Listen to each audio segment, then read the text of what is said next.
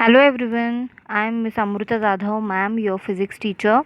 And as you know, we have covered 4 parts of electrostatic series, and now we are here with the part 5 of electrostatic itself.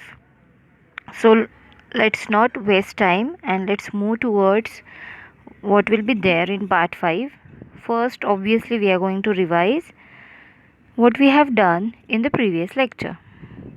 So what points we have covered in previous lecture? The first point, which is very interesting point, which is equipotential surfaces.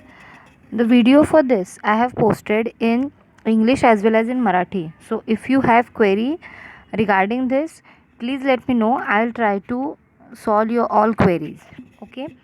So this is the first point, which is equipotential surfaces. What is that? As the word itself says, the surface on which all the points are having same potential. That's why it is called as equipotential. Okay, and there are 4 characteristics of this surfaces. What was that we have studied yesterday? All right, first of them is the definition, which is points on this surface will have same potential. Second property, which is of equipotential surface, is when we have to move a charge from one place to another place on the equipotential surface, the work done is zero. Work done to move charge on equipotential surfaces is zero. That was the second condition or characteristic. Third, electric field intensity and equipotential surfaces should be perpendicular to each other. Electric field intensity and equipotential surfaces should be perpendicular to each other. That was the third condition. And what was the fourth? Fourth one is equipotential surfaces do not intersect with each other. They go parallelly. They do not intersect. So this all we have seen in yesterday's lecture. And the next point was potential energy for a system of point charges and potential energy of a system of n point charges. When 2 point charges are there and we wanted to find out the potential energy for that 2 charges, that we have done. And when n number of points are there, what will be that also we have seen. Okay, so these are some points which were done in the last lecture. So let's move towards the point which we are going to learn today. Here it is. As we have seen potential energy for 2 charges, now potential energy for a single charge in external field. What is extra over here? We are going to consider this potential energy but in the presence of external field. If external field is also there, what happens to this? That we are going to deal. Then potential energy of system of 2 charges we are going to see in the presence of external field. Here is the extra point, is that we are going to deal with the same concept but it should be under external field. Alright, and the last point is potential energy of dipole in external field. All we have seen, and in that external field was not there, but in this case external field is there. Okay, so here is the first potential energy of a single charge in the external field.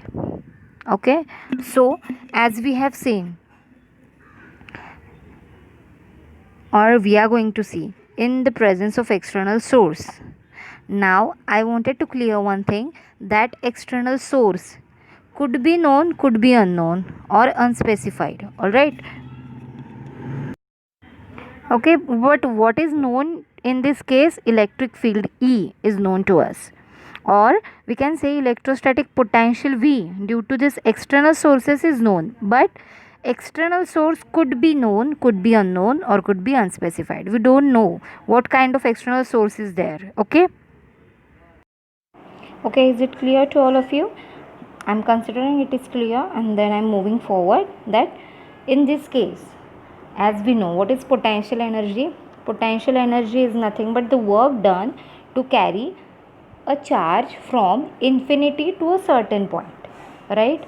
A charge is located anywhere which is at suppose infinity, and we are going to move that charge from infinity to a fixed point in that a system. So the work is done to move charge. That work is done, it is in the form of potential energy. Alright, now what happens if external field is there? In this case, we are not going to consider, as we will be saying Q is very small. As Q is small, no external field will affect that charge. Okay.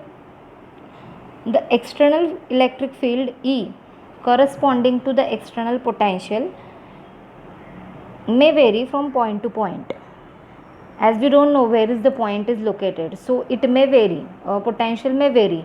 As we know the fixed point, we can say V is equal to 1 by 4 pi epsilon 0 Q by R, because R is fixed over here, but we don't know in this case where it is located, so it may vary from point to point. Alright, so if VR is the external potential at point P, we are going to consider a point, suppose P. At that point, unit vector or position vector is R. Then by definition, work done is nothing but, here it is Q into VR, it is QV. Work done is what? Force into displacement. In this case, what will be the force applied to it? The force is it in the terms of charge. So Q into VR, that is potential. Okay, so we are getting work done as Q into VR. This work done will do what? It will be stored in the form of potential energy. So it is nothing but a potential energy. So we are going to consider this PE is equal to Q into VR. What we conclude from all of this point, in this case, we don't know the exact position of the point where potential energy is to be calculated, but we know the electric field, and we are going to ignore the external field which is applied in the system. Why we are ignoring or neglecting? Because in this case Q is very small, so as charge is very small, it will be not affected by any kind of external force applied to it. So by considering all these assumptions and all this consideration, we got formula for work done, which is Q into VR, and that must be converted into potential energy. So we are getting potential energy as QV. R is what? It is the position vector, so R is in the suffix form, so QVR. Okay, so let's move towards the next point. Here is the next point. Now, as we have seen, for one charge only, that is QV. Now if we consider 2 point charges are there, what happens to it? We have to consider individually. For Q1 we have to calculate individual work done, and for Q2 we have to calculate the individual work done, and then what will be the final work done or final potential energy? It should be the addition by principle of superposition. So that's what we are going to do here. So here you can see system of Q1, Q2 located at R1 and R2 respectively. Points are fixed over here in this case, R1 and R2. This is very good. Now what will be work done? As we have seen earlier, it will be for Q1, that will be Q1 V R1. This is very easy to understand. Okay, now work done Q2 against electric field, what will be that? It should be Q2 into VR2. Again, it is very easy, we are just putting the value inside it. Alright, now work done on Q2 against the field, what will be that? That we are going to find out. Now, as I have said that by using principle of superposition, we have to add up the work done which is being done by Q1 as well as by Q2, which is against the two field. Okay, now let us see what will be that. So the work done in bringing Q2 to R2. What will be that? It will be Q2 V R2 plus Q1 Q2 upon 4 pi epsilon 0 R12. How did you get this? We have done this is in previous lecture. This formula we have calculated this in the previous lecture. If the 2 point charges are here, and here is A point and here is B point, these both are located at origin. This is at R1, this is at R2. Q2 is over here and Q1 is over here, suppose. Then to bring this charge, this much is the distance to carry. That distance is R12 here, that we are going to consider. Q1 Q2 divided by 4 pi epsilon 0 R12, because that is due to Q1 and Q2, they are related to each other. So the distance should be between them, between Q1 and Q2, not individual. They should be connected to each other. So it is R12. Now the total work done will be this. For Q1 it is Q1 VR1, for Q2 it is Q2 VR2, and this should be in the addition. Individually for Q1, individually for Q2, and by combination of Q1 and Q2, this will be the last one. So we are getting the total as this much. This is the equation for the total. Are you getting this? Yes, I hope so you are getting this. This is very easy to understand. Now, what if potential energy of dipole in external field? We are going to consider now a dipole. What is the meaning of dipole? We have seen this. Dipole is nothing but 2 point charges which are same and opposite. What is meaning of same and opposite? If one is having charge plus q and another is having charge minus q, they are separated by a fixed distance, that is 2L. So this gives you the concept which is named as dipole. Alright, and after that we have also seen dipole moment. Even torque we have seen. Torque is nothing but P bar dot E bar. But what P bar is? P is dipole, it is nothing but Q into 2L. This is the formula for P, which is dipole. It is Q into 2L. And if we cross multiplied it by electric field intensity, we are getting a new term which is torque, or it is called as tau. So this is all about the dipole, and now we are going to see what will be the potential energy of that dipole in external field. Alright. So let's see the diagram first. In this diagram you can see one charge plus q and another charge minus q are separated by distance 2L. They are in external field E bar, which is uniform field. As you can see here, these are the uniform field and it is in the direction of this. You have seen the uniform and non-uniform electric field also. Okay, so as they are separated by distance 2L, it is in external electric field. Force at charge or at point minus q is minus q into E. This is the force at minus q. What will be force at plus q? Plus q into E. Okay. Now the angle which is inclined at this to the electric field intensity is theta. Alright. By inclination it will goes on changing. Theta will goes on changing. We are going to consider sometimes it is 0, sometimes it is pi by 2. That what conditions and what exact value we get, we are going to see that. Fine. Now by considering the formula of torque, torque is nothing but P bar cross E bar, which is PE sin theta. I have removed the cross multiplication sign, so I have to multiply this equation by sine angle.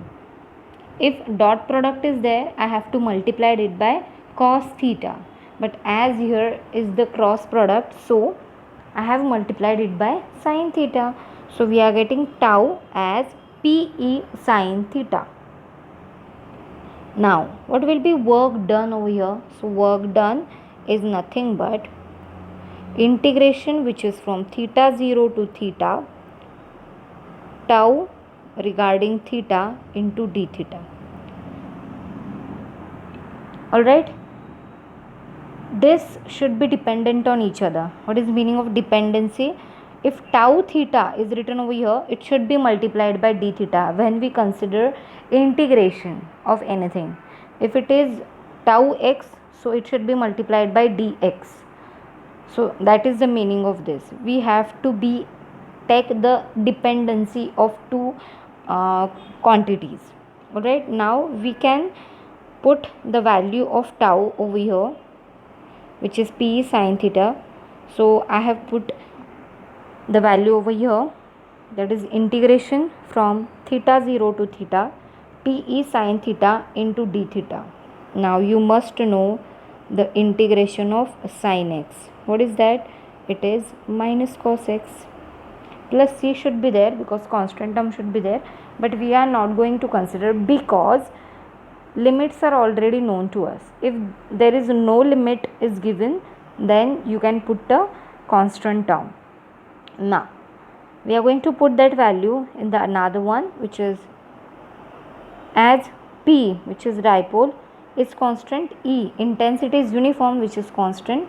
So we can take it out of the integration, and as we have seen, we are just going to integrate the sine term, sine theta d theta, which is nothing but minus cos theta, and I have done the upper and lower limits also. So theta and theta 0 are the upper and lower limits. Alright, so as you may know, I am going to write over here, if x is there and if limit is like this 1 and 2, so we have to put upper limit first instead of x. What will be that? 1 minus lower limit should be put into that. So this will be minus 1. In this way we are going to put the values over here. What will be that? Minus cos theta. Instead of theta I am going to write theta only because the upper limit is theta and the lower limit is theta 0. Alright.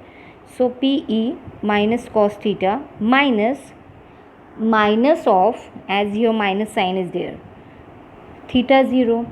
So this minus and minus will get cancel and it will get plus. So we are getting PE minus cos theta plus cos theta 0. Okay, so by shuffling that two cos over there, we are getting PE cos of theta 0 minus cos theta. We have just rearranged the terms of cos. Alright, now what should be the values for theta 0 that we are going to consider?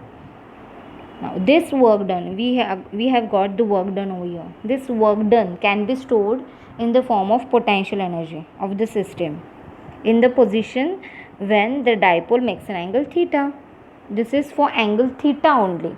This work done, which is converted into potential energy, it is for theta, and we can put the values for theta 0 differently, and we are getting the values over there. We are not going to change the angle theta. Again I am repeating, we are not going to change angle theta. We can change the value for theta 0 only. Okay, because theta is fixed over here, you can see in the diagram. Okay, so when we consider a zero potential, what is zero potential? U, potential energy, that is U of theta 0 that we are going to consider. U of theta 0 will be 0. That is the concept of zero potential. Potential is 0. Actually it is minimum, but here in this case we are going to consider it as 0, as it word says. Fine. Now let us consider some condition or some cases by which we are getting different values of tau or torque, and we are getting the values for work done itself. Now that work done is nothing but potential energy, as just right now we have said. So this is change in potential energy, right? So this is U of theta minus U of theta 0 is nothing but PE of cos theta 0 minus cos theta. Now why we have written like this, that is u theta minus u theta 0? This is because of work energy theorem. What is work energy theorem? Work energy theorem states that this work done gives you change in energy. Now what kind of energy is here? It is potential energy over here. So that should be change in potential energy. So by using this law, that is work energy theorem, we used over here. So what will be change in potential? That will be u of theta minus u of theta 0, which is nothing but Pe cos of theta 0 minus cos theta. Now we are going to apply some conditions over here. If theta is same, right? We have said that theta will be remains same. We can just take values for theta 0. If theta 0 is 90 degree or pi by 2, what will be u theta minus u theta 0? So in this case we are going to say this as u theta 0 as 0, like in previous we have said that. Here, see here in the last point, what we have said, u theta 0 is 0, that we have to consider. By considering that, we are getting u theta only is equal to Pe will be as it is, cos of, instead of theta 0, what we are going to put?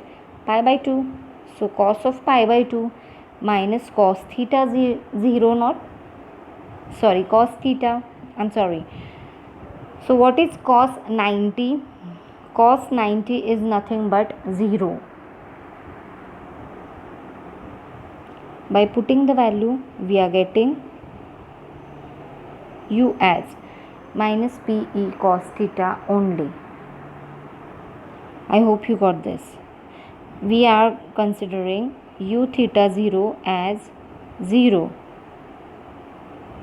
Okay, so we are getting only u theta over here, and instead of theta 0 I am putting pi by 2 value. Cos 90 is 0, so we are getting this. As Pe cos theta is there, when cos theta is get multiplied, it is when dot product happens. So we can write it as P bar dot E bar. So here it is written in this form. So u theta is nothing but minus of P bar dot E bar.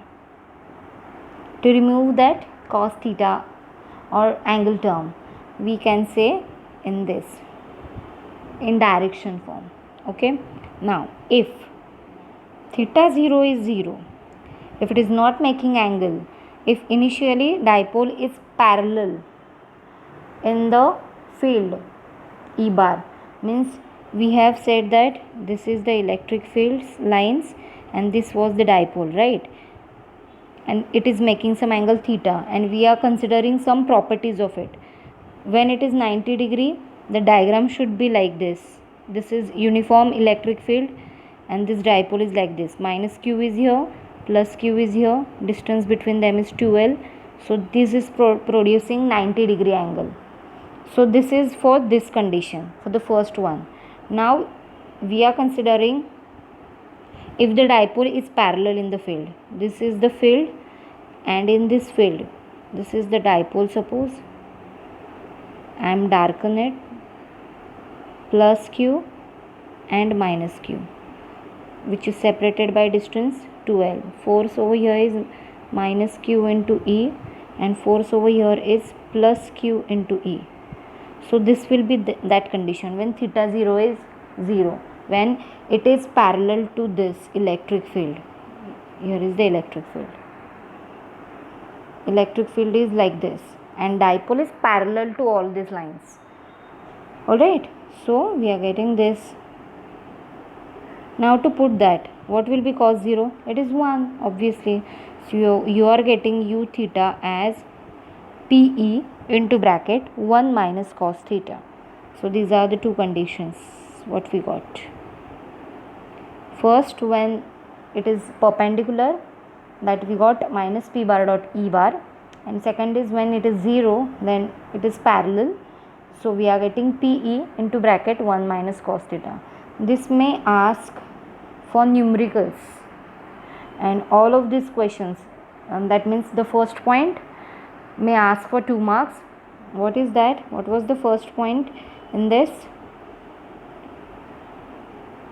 Here, potential energy for single charge. It may ask for 2 marks in board examination, and for multiple choice question also it may ask, and even for the numericals which may ask for 1 mark. By using this formula you can solve the numericals. If Q is given and V is given, you can calculate PE. Alright, now this second point, which is due to 2 charges, it may ask for 3 marks. This is for 3 marks. Numerical also it can be asked for 3 marks itself. Now the last point, which is of dipole, that is torque, this is for 4 marks. This all derivation is for 4 marks, and even for the numerical part also, and even for the MCQ. So this is it for today. These are the points which we have covered. I hope you all got the all point. Potential energy due to single charge, which is QV. Second, potential energy of a system of 2 charges in an electric field. We have to consider both the charges and both individuals' work done. Then last one, due to dipole, by considering 2 conditions. Alright, I hope these all points are clear to you. Please have a look for whole video. We are doing so much of efforts for you all.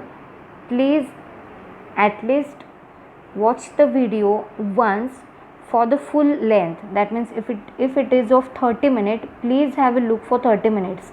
Have patience, it will take some time to buffer, but watch the full video and then only attend the test. Do not attend the test to mark the presentee. Attend the test to examine what you have done, what you understood and what you not understood. Please watch the full video. Thank you so much, students. I hope you understand what I am trying to say. Thank you so much.